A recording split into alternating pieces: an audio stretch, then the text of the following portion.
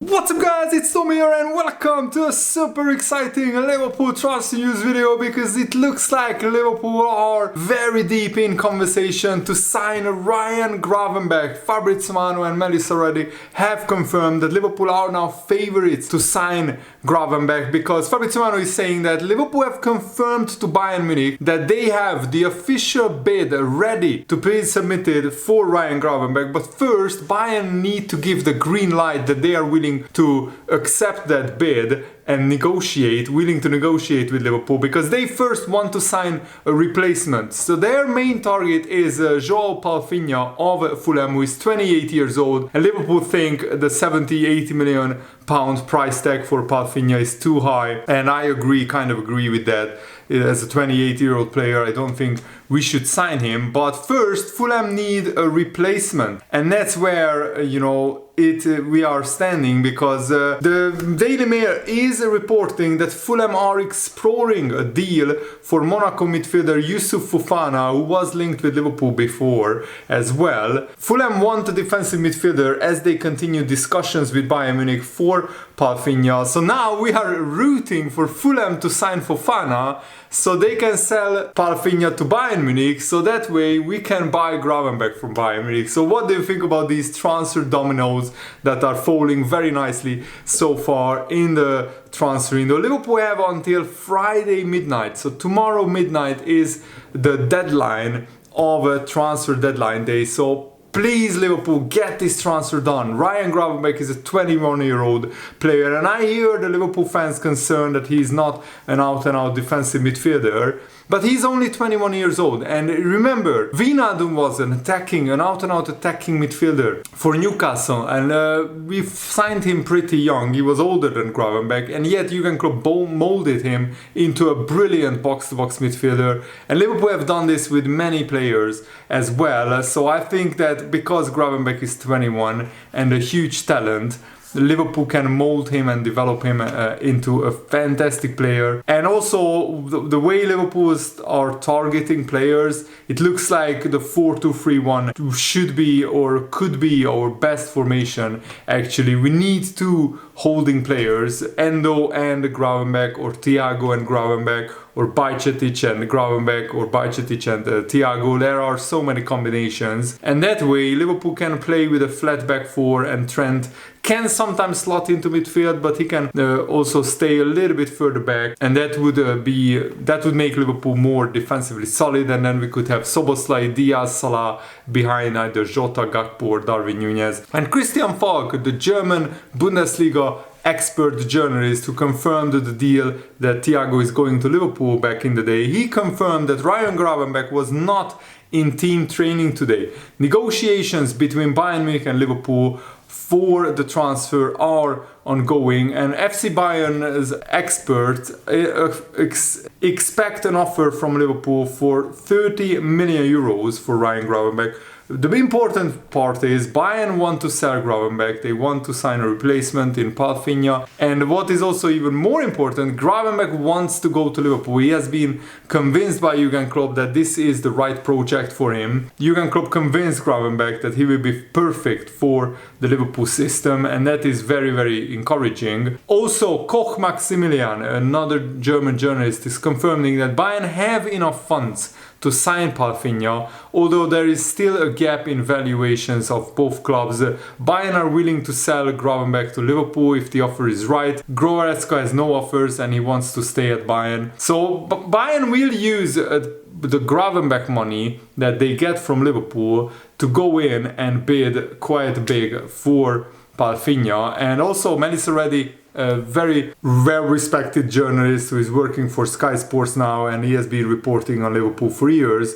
She's sharing the details that Gravenbech is represented by Jose Fortes Rodriguez from the Raiola agency. Rafaela Pimenta is no longer with the agency, so Liverpool made a solid check on him earlier in the summer. Bayern are now open to a sale, of course a fee needs to be agreed. Ajax have only a 7.5% sell-on clause, which is a pretty low sell-on clause. So Gravenbech, if he sells for 30 million, they get less than 3 million, about 2.5 million. And even last summer, Ryan Gravenbech was on Liverpool's midfield shortlist before he moved to Bayern Munich. I think we should have signed him for 20 million euros last summer, but sadly Liverpool and Jurgen Klopp felt we don't need a midfielder last summer, and that was one of the reasons why Liverpool missed out on the top 4. We can't make the same mistake again. We absolutely have to get this deal over the line. But Melissa Reddy is saying that Man United are not completely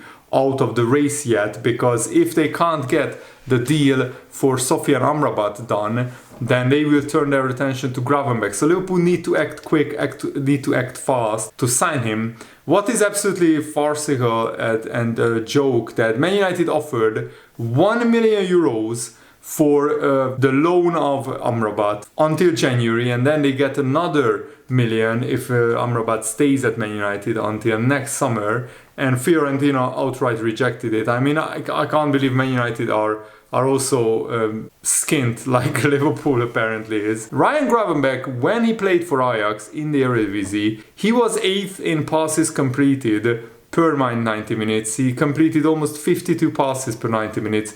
He was also 3rd in passes completed in the final third. He completed 21.5 passes in the final third. He also gets 1 assist every 5 games in the Dutch league, which is really impressive. And he also got 2.6 take-ons completed, which was second in all midfielders in the Dutch league in the 2021-22 season. So that is a pretty good metric and pretty impressive as well. Man United want to comply with financial fair play rules. That's why they are only trying to loan Amrabat in from Fiorentina instead of signing him outright. But if there are complications in negotiations and the talks drag on too much, then Man United's attention could switch to Gravenbech should Liverpool not be able to complete a deal quickly. So please, Liverpool, don't do another mistake in the transfer window. Get this deal done as early as possible. But it also depends on how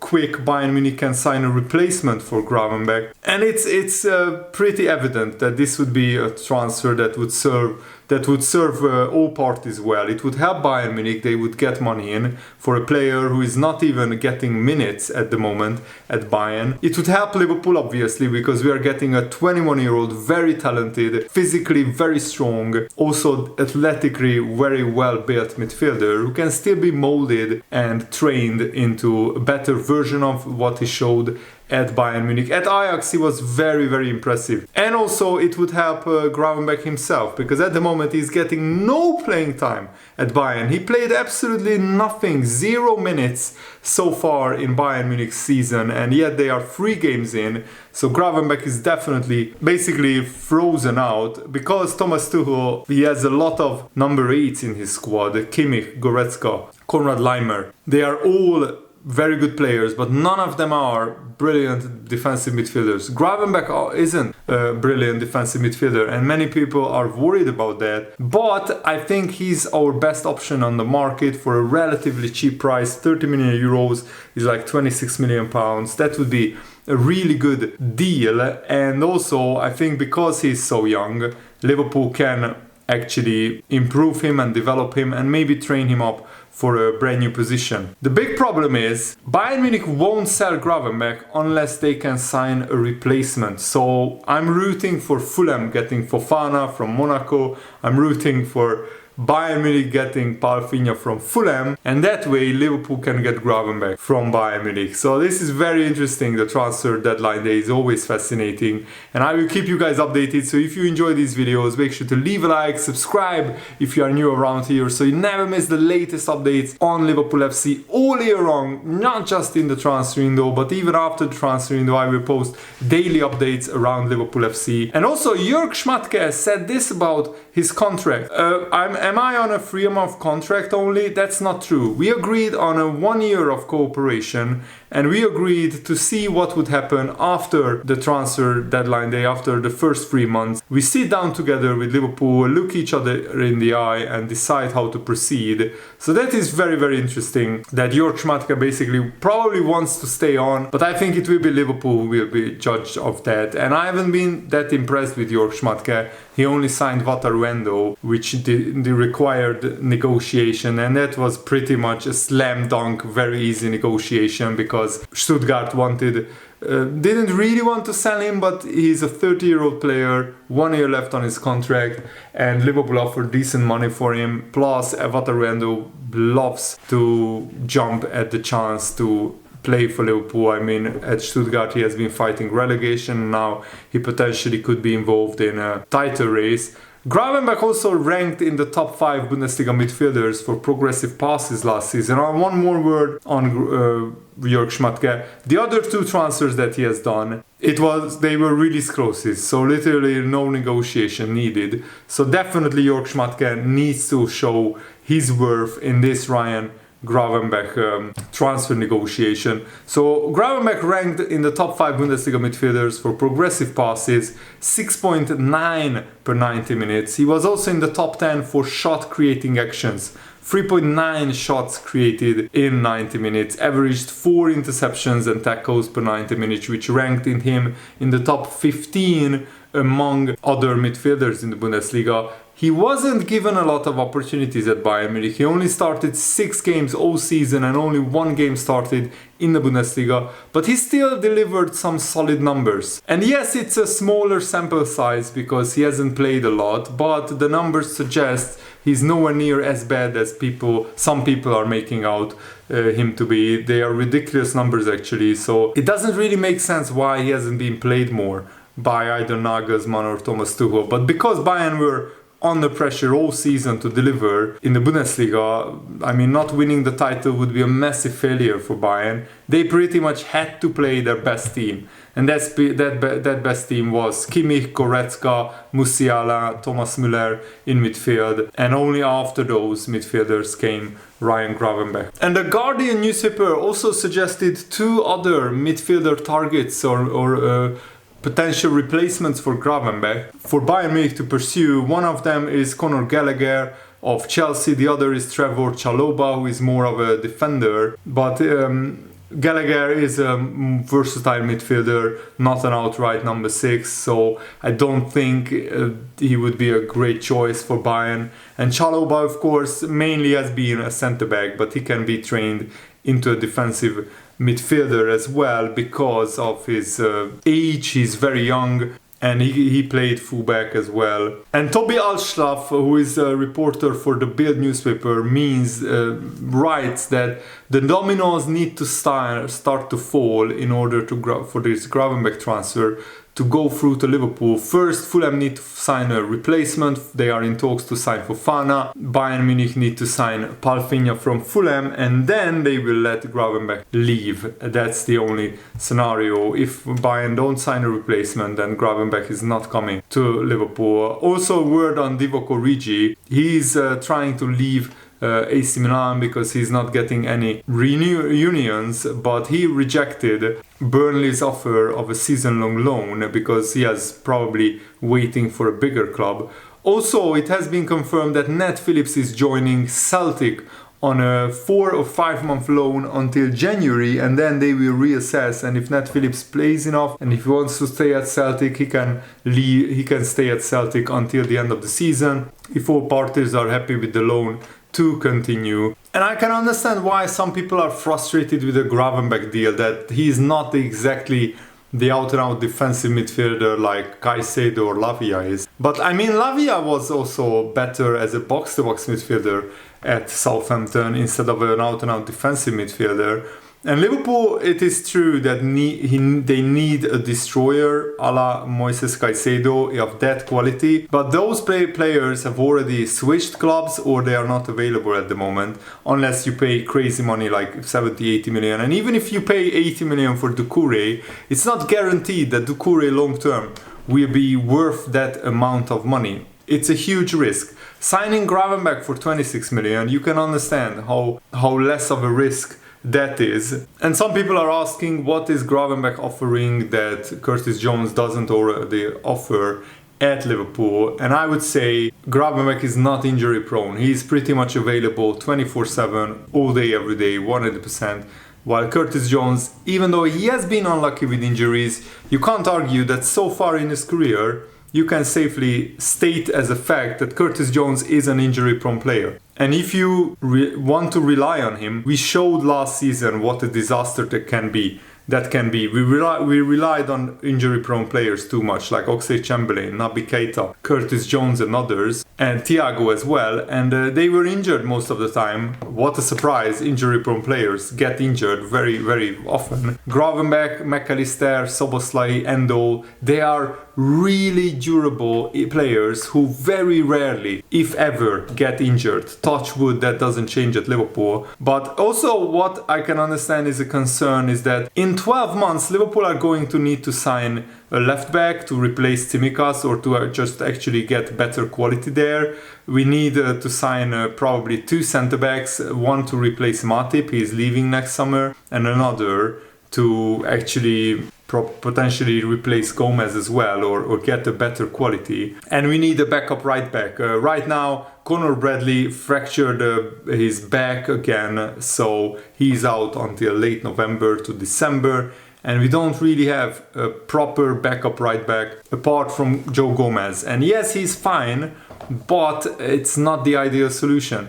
And also, we probably eventually need to sign a Moises Caicedo type of brilliant, very energetic, very physically in top shape defensive midfielder, because Thiago is leaving next summer as well. So this Liverpool rebuild will not be complete, but I think signing Endo, Szoboszlai, McAllister, Gravenbech is actually a pretty decent midfield rebuild if you ask me. Of course, I would have preferred a much better defensive midfielder than Endo, but at the moment it looks like Liverpool are still operating on a very strict financial budget. And yeah, overall I'm still disappointed because Liverpool had a very ambitious 3 days when we triggered the release clause of Caicedo or put 111 million pounds on Moises Caicedo. He didn't have a release clause, and we also had a 60 million pound bid tabled for Lavia, even though a few days before that we didn't even want to pay 50 million for him. That was really encouraging, really great, but both players chose Chelsea for the big salary, long contract, big bonuses to the agents. I can understand that, but then